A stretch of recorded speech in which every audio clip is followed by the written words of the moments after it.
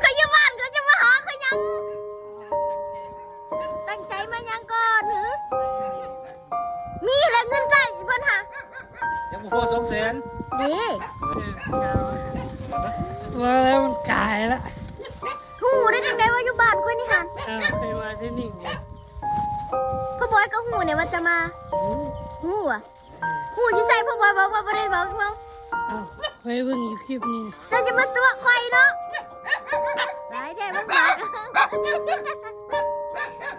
หน้าตาก็ไม่ได้ล้างมายังหันเขาบริบาลใจขึ้นเฮือนได้ ที่เขานอนไปยิ้มนั่นอิ่วเลยดิ อิ่มยังก่อนเนาะเขาบอกว่าไม่ต้องมาเขาอยู่บ้านเขามีความสุขดี